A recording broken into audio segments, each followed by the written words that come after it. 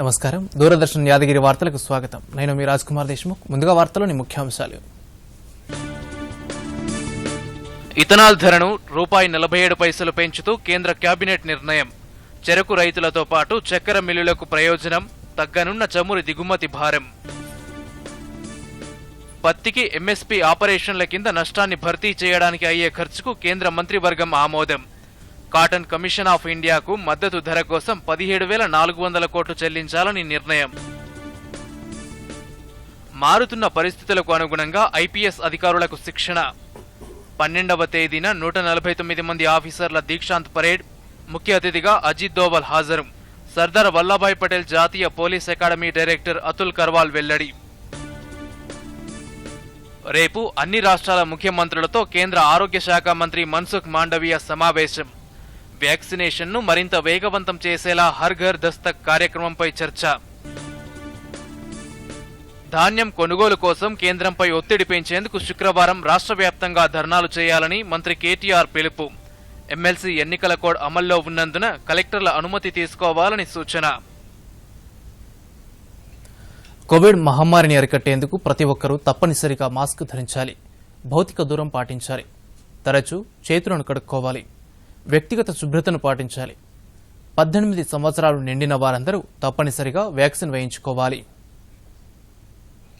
ఇక వార్తలోని వివరాలను చూద్దాం. దీపావళి కానుక పేరిట చమురు ధరలపై ఎక్సైజ్ సుంకాన్ని తగ్గించిన కేంద్రం ఇవాళ మరో కీలక నిర్ణయం తీసుకుంది. పెట్రోల్లో కలిపే ఇథనాల్ ధరను లీటర్కు ₹47 చొప్పున పెంచుతూ కేంద్ర కేబినెట్ నిర్ణయం తీసుకుంది.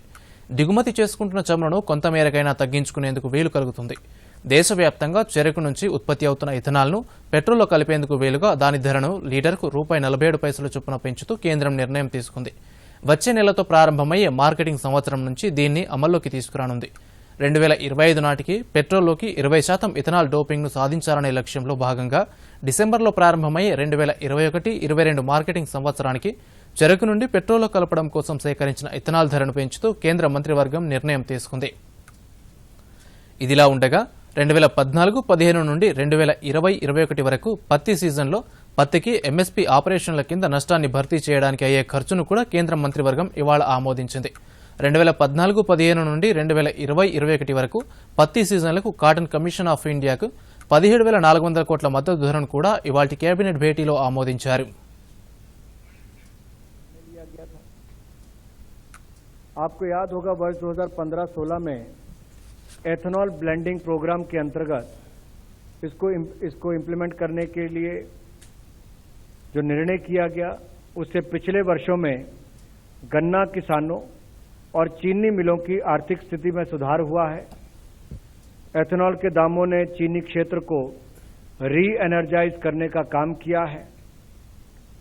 इस कार्यक्रम के अंतर्गत 2025 तक देश भर में 10% एथेनॉल ब्लेंडिंग करने का लक्ष्य रखा गया था, लेकिन माननीय प्रधानमंत्री जी के निर्देशानुसार अब वर्ष 2025 तक 20% ब्लेंडिंग प्राप्त करने का महत्वाकांक्षी लक्ष्य निर्धारित किया गया है. सी हैवी मोलेसिस के उत्पादित एथेनॉल का मूल्य ₹45.69 प्रति लीटर से बढ़ाकर ₹46.66 निर्धारित किया गया है.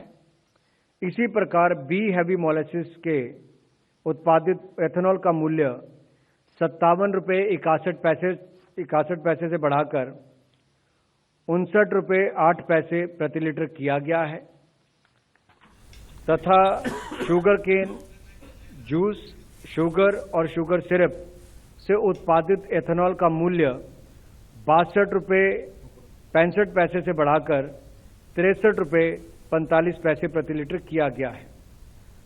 The price of ethanol from C heavy molasses route be increased from ₹45.69 per liter to ₹46.66 per liter. Corona మహమ్మారి కట్టడికి సంబంధించి కేంద్ర వైద్య ఆరోగ్య శాఖ మంత్రి మన్సుఖ్ మాండవీయ రేపు అన్ని రాష్ట్రాలు కేంద్రపాలిత ప్రాంతాల ఆరోగ్య మంత్రులతో సమావేశం కానున్నారు. దేశంలో వ్యాక్సినేషన్ ప్రక్రియను మరింత వేగవంతం చేయడం కోసం కేంద్ర ప్రభుత్వం తలపెట్టిన హర్ ఘర్ దస్తక్ ప్రచార కార్యక్రమంపై చర్చించనున్నారు.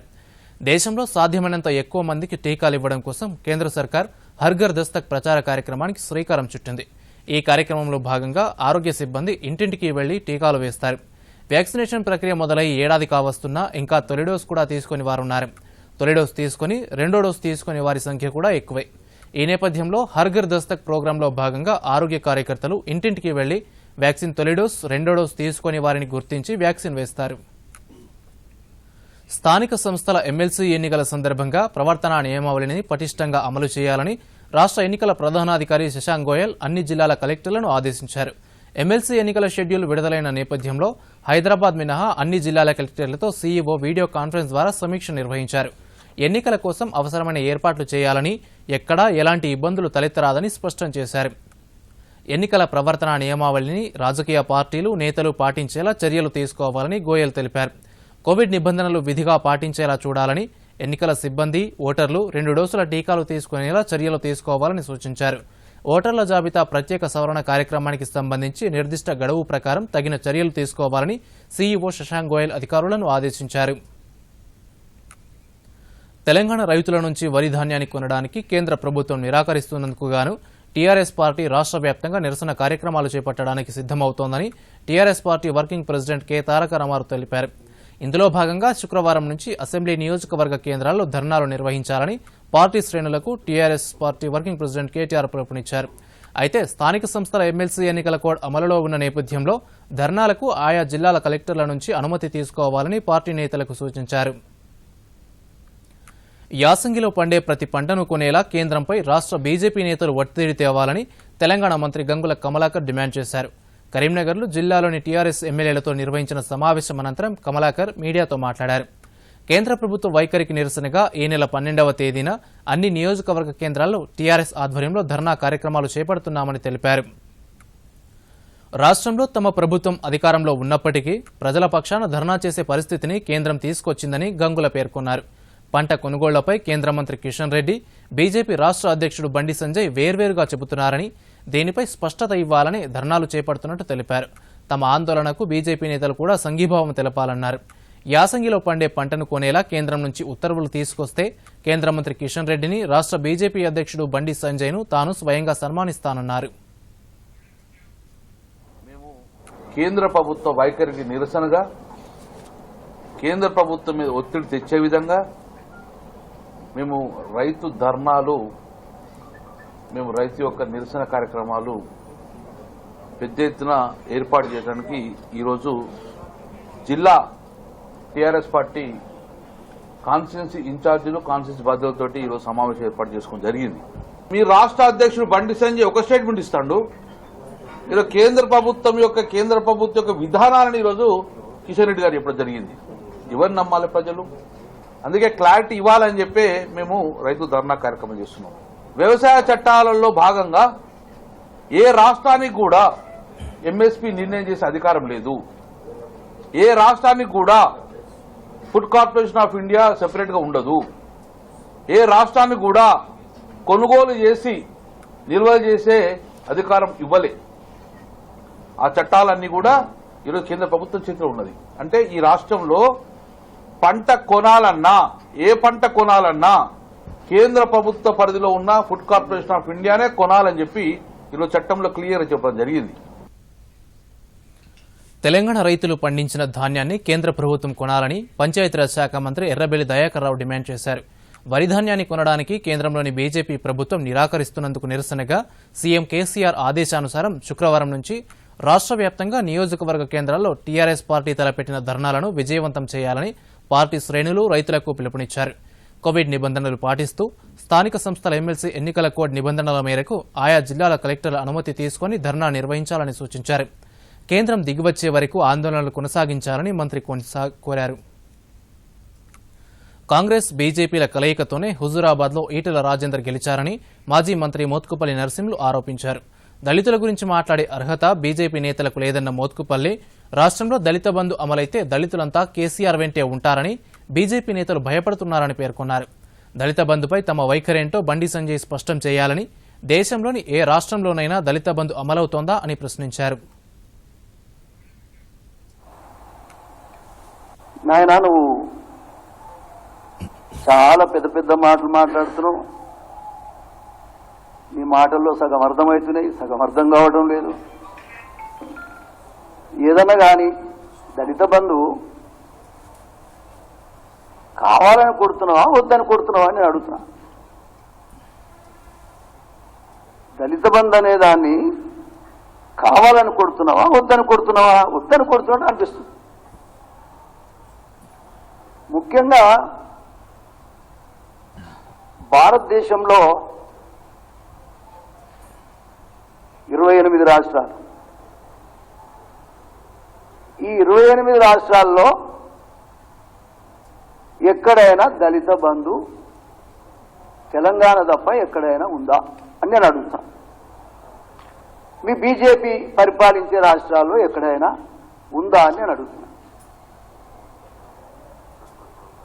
మరి నువ్వు ఏ పద్ధతిన ఈ తప్పు కొడుతున్నావు?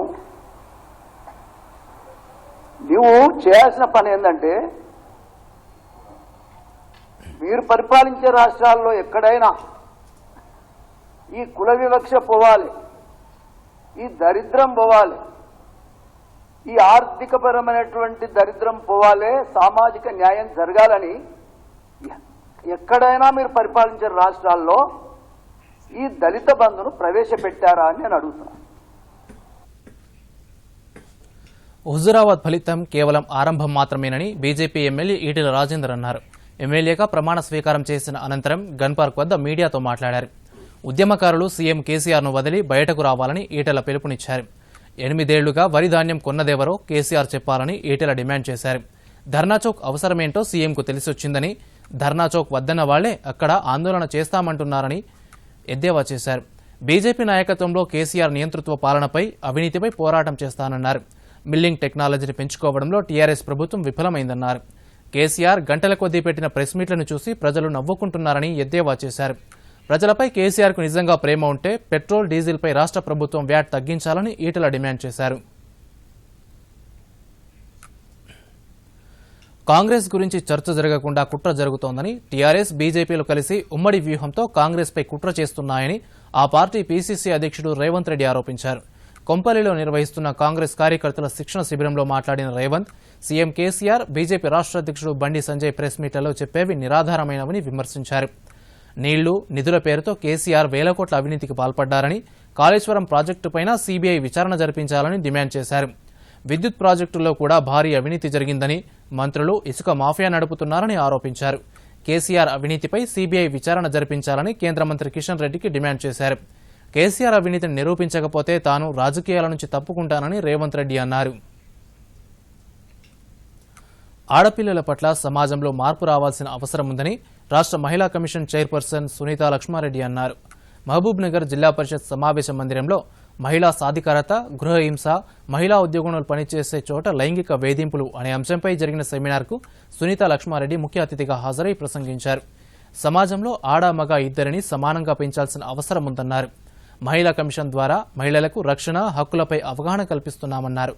లైంగిక వేధింపుల నిరోధక చట్టం ప్రకారం ప్రతి శాఖలో ఒక అంతర్గత ఫిర్యాదుల కమిటీని నియమించాలని, పనిచేసే చోట మహిళలకు రక్షణ కల్పించేందుకు ఈ చట్టాన్ని తీసుకొచ్చారని తెలిపారు. అలాగే పెళ్లైన ఆడపిల్లల పట్ల అత్తమామల్లో కూడా మార్పు రావాలన్నారు. కోడళ్లు కూడా అత్తమామలను తల్లిదండ్రుల్లా భావించాలన్నారు. బాల్య వివాహాలను ముందుగానే గుర్తించి అరికట్టేందుకు చర్యలు తీసుకోవాలని సునీతా లక్ష్మారెడ్డి సూచించారు. ప్రతి పెళ్లిని తప్పనిసరిగా రిజిస్ట్రేషన్ చేసుకోవాలన్నారు. మహిళలకు ప్రభుత్వం అనేక పథకాలను అమలు చేస్తోందని, ప్రత్యేకించి మహిళల రక్షణ కోసం షీ టీంలను ఏర్పాటు చేసిందని, భరోసా కేంద్రాలను నెలకొల్పిందని సునీతా లక్ష్మారెడ్డి అన్నారు.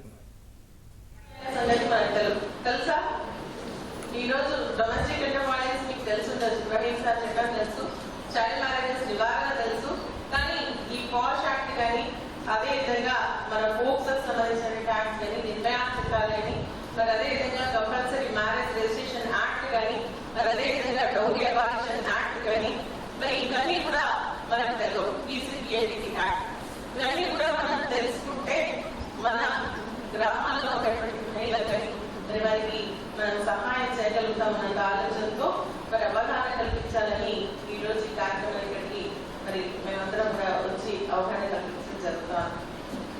చాలా స్పష్టంగా మనకు చెప్పడం జరిగింది అరుణ గారు పాష్ యాక్ట్ గురించి. అంటే పనిచేసే చోట లైంగిక వేధింపులు మరి అంటే మన ఫిజికల్ గానే సెక్షువల్ గా అబ్యూస్ చేయాల్సినటువంటి అంటే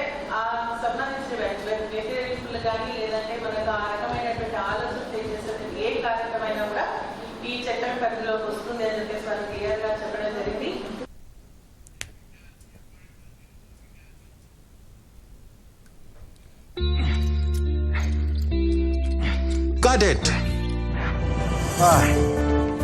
ఆలోచించండి, నిజ జీవితంలో ఇలాంటి పరిస్థితి వస్తే ఎన్ని కష్టాలు వస్తాయో. కానీ మంచిదైంది బ్యాంకింగ్ కి రావు. మీ వయసు 70 ఏళ్లు మించినా లేదా మీరు వికలాంగులైనా బ్యాంక్ మీకు కొన్ని అవసరమైన బ్యాంకింగ్ సౌకర్యాలు ఇంటికే అందించగలదు. ఆర్బీఐ అంటుంది, విషయాలు తెలుసుకోండి, జాగరూకంగా ఉండండి.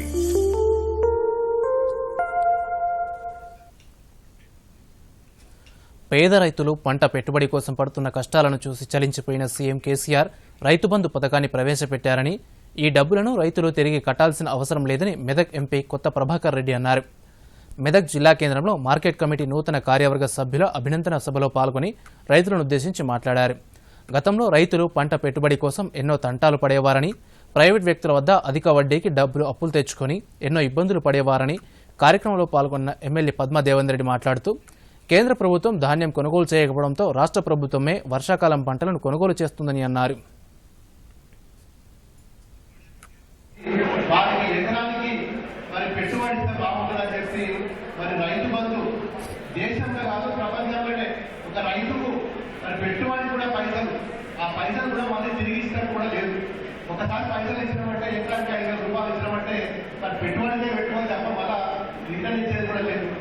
రాష్ట్రానికి భారమైన, రాష్ట్రానికి ఆర్థిక భారమైన, కరోనా వచ్చి ఆర్థిక భారం వచ్చిన పోయిన ఏటంగిలో మరి సగం పంటనే కేంద్ర ప్రభుత్వం కొని సగం మునకపోయినా, ఇప్పుడు కూడా కేంద్ర ప్రభుత్వం సహకరించకపోయినా కేవలం పంట కొంటున్నది గౌరవ కేసీఆర్ గారి ప్రభుత్వం, టీఆర్ఎస్ ప్రభుత్వం మాత్రమే.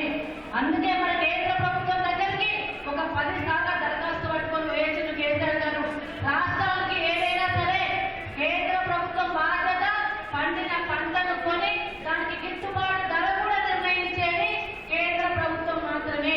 గిట్టుబాటు ధర నిర్ణయంలో కూడా కేంద్ర ప్రభుత్వం సహకరించడం లేదు. పేదలు తప్ప కనీసం మధ్యతరగతి ప్రజలు కూడా ప్రభుత్వ ఆసుపత్రికి వెళ్లాలంటే 1కి 2 సార్లు ఆలోచిస్తారు. ఇక ప్రసవం వంటి వాటికైతే కాస్త ఖర్చైనా పర్వాలేదు, ప్రైవేట్ ఆసుపత్రికే వెళ్తామనుకుంటారు. చేతిలో డబ్బు లేకపోయినా అప్పో సొప్పో చేసి ప్రైవేట్ ఆసుపత్రికే వెళ్తున్న ఈ రోజుల్లో జిల్లా కలెక్టర్ తన సతీమణిని ప్రసవం కోసం ప్రభుత్వ ఆసుపత్రికి తీసుకెళ్లారు. ప్రభుత్వ ఆసుపత్రిపై ప్రజలకు విశ్వాసం పెరిగేలా కలెక్టర్ చేసిన ఈ ప్రయత్నం ప్రశంసలు అందుకుంటోంది. భద్రాచలం ఏరియా ప్రభుత్వ దవాఖానాలో మంగళవారం అర్ధరాత్రి జిల్లా కలెక్టర్ అనుదీప్ భార్య మాధవి మగ శిశువుకు జన్మనిచ్చారు. దీనిపై వైద్యారోగ్య శాఖ మంత్రి హరీష్ రావు ట్విట్టర్ వేదికగా కలెక్టర్ దంపతులకు శుభాకాంక్షలు తెలిపారు. సీఎం కేసీఆర్ నాయకత్వంలో ప్రభుత్వ దవాఖానాలు అధునాతన సౌకర్యాలతో మెరుగైన సేవలు అందిస్తున్నాయన్నారు. మంత్రి పువ్వాడ అజయ్ కుమార్ కూడా కలెక్టర్ దంపతులకు అభినందనలు తెలిపారు. మారుతున్న కాల పరిస్థితులు, ప్రపంచవ్యాప్తంగా ఎదురవుతున్న సవాళ్లను దృష్టిలో పెట్టుకుని అఖిల భారత సర్వీస్ పోలీస్ అధికారుల ట్రైనింగ్లో ఆధునిక మార్పులతో శిక్షణ ఇస్తున్నట్టు హైదరాబాద్లోని Sardar Vallabhbhai Patel national police academy director Atul Karwal తెలిపారు. పోలీస్ అకాడమీలో 12వ తేదీన జరగనున్న దీక్షాంత్ పరేడ్కు సంబంధించి రిహార్సల్స్ జరిగాయి. అనంతరం మీడియాతో మాట్లాడుతూ, అకాడమీలో శిక్షణ పూర్తి చేసుకున్న 132 మంది ఐపీఎస్ ఆఫీసర్లు, 17 మంది ఫారిన్ ఆఫీసర్ల దీక్షాంత్ పరేడ్ కార్యక్రమం ఈ నెల 12వ తేదీన జరుగుతుందని చెప్పారు. శిక్షణ పూర్తి చేసుకున్న వారిలో 31 మంది మహిళా ఆఫీసర్లున్నారని, వారిలో 17 మంది ఐపీఎస్, 4 ఫారిన్ ఆఫీసర్లున్నారని డైరెక్టర్ తెలిపారు. అంతర్జాతీయ ప్రమాణాలతో శిక్షణను మెరుగుపరచామని, శిక్షణలో ఉత్తమ ప్రతిభ కనబరిచిన వారికి ట్రోఫీలను ప్రదానం చేస్తున్నామన్నారు. శుక్రవారం జరిగే పాసింగ్ అవుట్ పరేడ్కు జాతీయ భద్రతా సలహాదారు అజిత్ దోవల్ ముఖ్య అతిథిగా హాజరవుతారని తెలిపారు.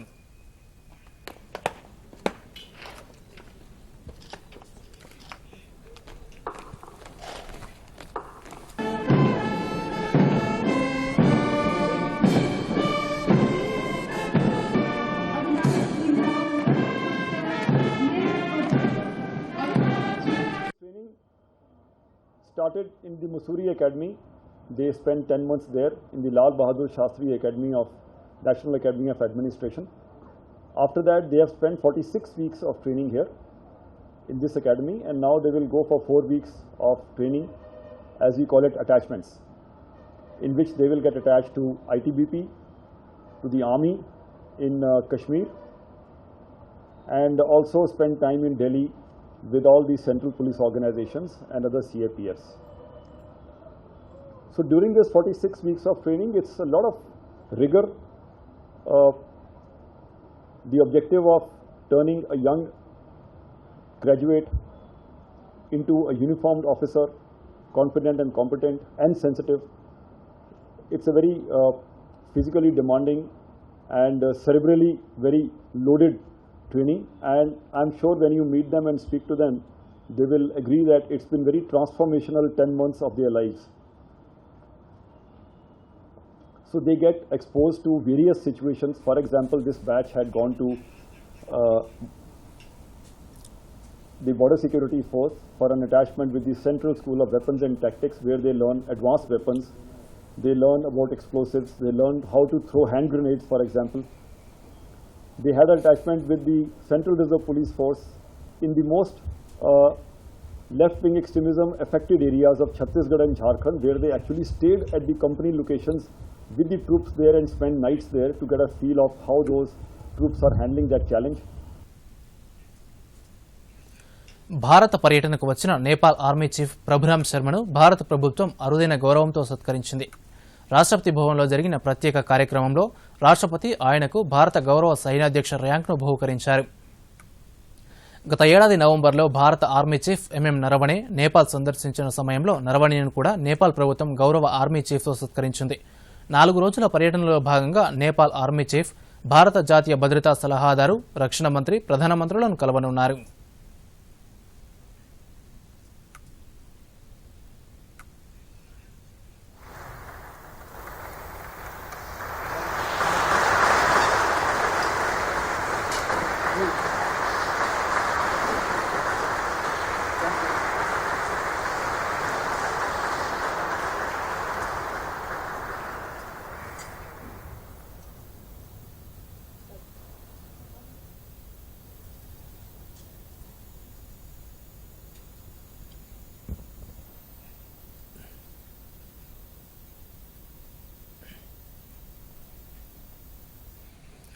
రాష్ట్రంలో మరో 10 ఏళ్ల పాటు దివ్యాంగుల రిజర్వేషన్లను పొడిగిస్తూ రాష్ట్ర ప్రభుత్వం ఉత్తర్వులు జారీ చేసింది.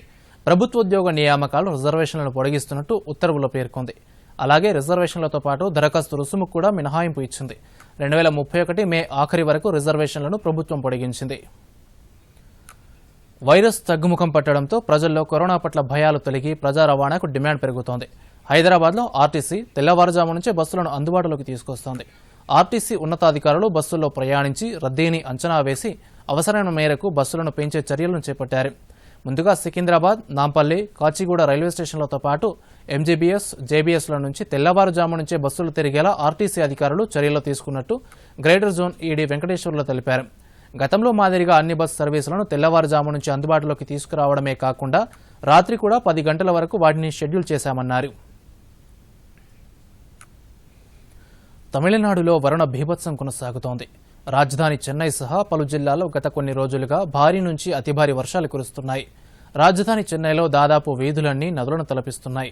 జనజీవనం పూర్తిగా స్తంభించిపోయింది. ఎడతెగని వర్షాలకు నాగపట్టణం పూర్తిగా దెబ్బతిన్నది. ఈ నేపథ్యంలో ఆ రాష్ట్ర ప్రభుత్వం గురువారం కూడా సెలవుగా ప్రకటించింది. చెన్నై, కాంచీపురం, తిరువల్లూరు, చెంగల్పట్టు, కడలూరు, నాగపట్టణం, తంజావూరు, తిరువారూరు, మైలదుత్తురై ఉన్నాయి. ఆయా జిల్లాల్లో రానున్న కొన్ని గంటల్లో అతి భారీ వర్షాలు కురిసే అవకాశం ఉన్నదని ఐఎండీ ప్రకటించడంతో ప్రభుత్వం ఈ నిర్ణయం తీసుకుంది. ఇదిలా ఉండగా కడలూరు, విల్లుపురం, శివమొగ్గ, రామనాథపురం, కరైకాల్ జిల్లాలకు ఇవాళ ఐఎండీ రెడ్ అలర్ట్ జారీ చేసింది. ప్రపంచ దేశాలకు తాము ఎల్లప్పుడూ అండగా ఉంటామని, ఆయా దేశాల ప్రాధాన్యతలను గౌరవిస్తూ వారి అభివృద్ధికి సహకారం అందిస్తున్నామని ఐక్యరాజ్యసమితి వేదికగా భారత్ వెల్లడించింది. సాయం పేరిట దేశాలపై రుణభారాన్ని మోపబోమంటూ చైనాకు పరోక్షంగా గట్టి కౌంటర్ ఇచ్చింది. అంతర్జాతీయ శాంతి భద్రతల నిర్వహణ, మినహాయింపులు, అసమానతలు, సంఘర్షణలు అనే అంశంపై ఐక్యరాజ్యసమితి భద్రతా మండలిలో జరిగిన బహిరంగ చర్చలో భారత్ తరపున కేంద్ర విదేశాంగ శాఖ సహాయ మంత్రి డాక్టర్ రాజ్ కుమార్ రంజన్ సింగ్ పాల్గొని ప్రసంగించారు. ఈ సందర్భంగా మాట్లాడుతూ పొరుగు దేశాలైనా, ఆఫ్రికన్ భాగస్వాములైనా లేదా ఇతర అభివృద్ధి చెందుతున్న దేశాలైనా భారత్ ఎల్లప్పుడూ అండగా ఉంటుందన్నారు. ఆ దేశాలు మరింత దృఢంగా మారేందుకు అవసరమైన సహాయ సహకారాలను అందిస్తూనే ఉంటామని, ఆయా దేశాల ప్రాధాన్యతలకు కూడా భారత్ గౌరవిస్తుందన్నారు. భారత్ అందించే సాయం ఆ దేశాల్లో ఉపాధి కల్పన, సామర్థ్య నిర్మాణానికి దోహదం చేస్తుందే తప్ప ఆ దేశాలకు రుణభారాలను సృష్టించదని రంజన్ సింగ్ పేర్కొన్నారు. how long the rightful voice of the developing world, including Africa, can be denied. We are therefore convinced that the reform multilateralism with the reform of the UN Security Council at its core is crucial for dealing with the complex challenges of today's world. Mr. President, India has always strived to foster global solidarity across the world with our development partnership effort fully respecting national priorities and ensuring that our assistance remain demand-driven, contribute to employment generations and capacity building, and those not create indebtedness.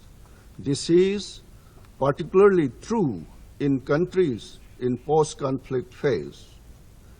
Whether it is with our neighbors under our neighborhood first policy, or with African partners, or with other developing countries, India has remained and will continue to be a source of strong support to help them build back better and stronger. ఆఫ్ఘనిస్తాన్లో తాజా పరిణామాలను చర్చించేందుకు ఢిల్లీలో ప్రాంతీయ భద్రతా సదస్సు జరుగుతోంది. జాతీయ భద్రతా సలహాదారు అజిత్ దోవల్ అధ్యక్షతన జరుగుతున్న ఈ సదస్సులో మధ్య ఆసియా దేశాలైన Tajikistan, Kyrgyzstan, Turkmenistan, Uzbekistan, Kazakhstan దేశాలతో పాటు ఇరాన్, రష్యా దేశాల ప్రతినిధులు పాల్గొంటున్నారు. దీనికి సంబంధించి మరిన్ని వివరాలు చూద్దాం. ఆఫ్ఘనిస్తాన్లో సాధారణ పరిస్థితులు నెలకొనేందుకు ఉమ్మడిగా చర్యలు తీసుకోవాలని భారత్ పలు వేదికల ద్వారా పలుమార్లు ప్రపంచ దేశాలకు పిలుపునిచ్చింది. ఈ దిశగా ఆఫ్ఘనిస్తాన్ చుట్టుపక్కల దేశాల మద్దతు కూడగట్టేందుకు నేడు ఢిల్లీలో ప్రాంతీయ భద్రతా సదస్సును నిర్వహిస్తోంది. తాలిబాన్లు ఆఫ్ఘనిస్తాన్ను ఆక్రమించుకున్న తర్వాత ఆ దేశంలో ఉత్పన్నమైన పరిస్థితులు, ఉగ్రవాద చర్యలు, మానవ హక్కుల ఉల్లంఘన, మాదక ద్రవ్యాల అక్రమ రవాణా తదితర అంశాలను ఈ సదస్సులో చర్చిస్తున్నారు. సదస్సు ప్రారంభోత్సవంలో జాతీయ భద్రతా సలహాదారు అజిత్ దోవల్ మాట్లాడుతూ ఈ సదస్సును నిర్వహించడం ఒక మంచి అవకాశంగా భారత్ భావిస్తోందన్నారు. ఆఫ్ఘన్లో పరిణామాలను భారత్ నిశితంగా పరిశీలిస్తుందని చెప్పారు. ఆఫ్ఘన్లో తాజా పరిణామాల ప్రభావం కేవలం ఆ దేశ ప్రజలపైనే కాకుండా చుట్టుపక్కల దేశాలపై కూడా ఉందని అన్నారు. ఆఫ్ఘన్లో శాంతి భద్రతల పునరుద్ధరణకు ప్రాంతీయ దేశాలు కూడా సమిష్టిగా కృషి చేయాలని సూచించారు. These have important implications not only for the people of Afghanistan but also for its neighbors and the region. This is the time for close consultations amongst us, greater cooperation and interaction and coordination among the regional countries. I am confident that our deliberations will be productive, useful, and will contribute to help the people of Afghanistan and enhance our collective security. Kazakhstan జాతీయ భద్రతా committee chairman Karim మసీమోవ్ మాట్లాడుతూ ఆఫ్ఘన్లో సామాజిక, ఆర్థిక పరిస్థితులు రోజురోజుకు దిగజారుతున్నాయన్నారు.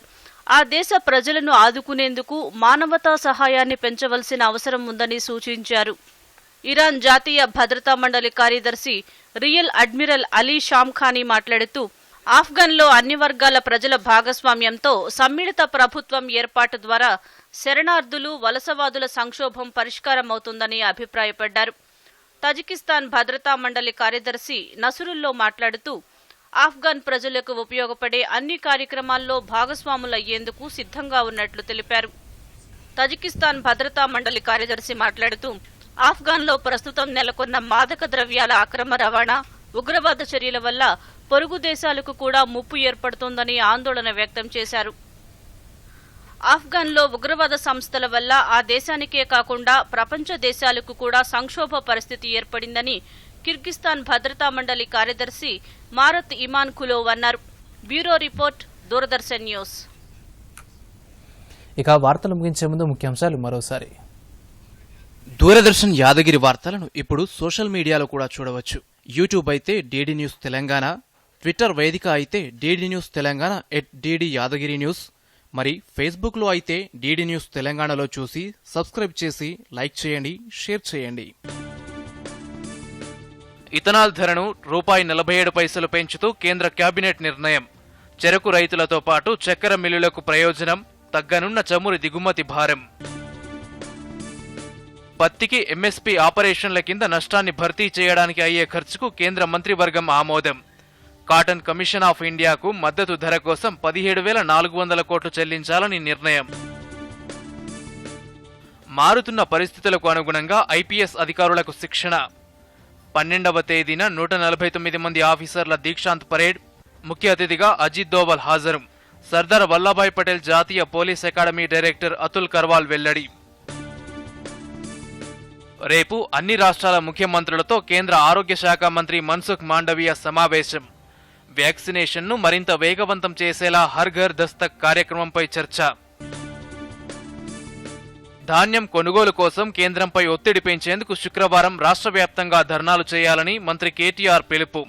MLC ఎన్నికల code అమల్లో ఉన్నందున కలెక్టర్ల అనుమతి తీసుకోవాలని సూచన.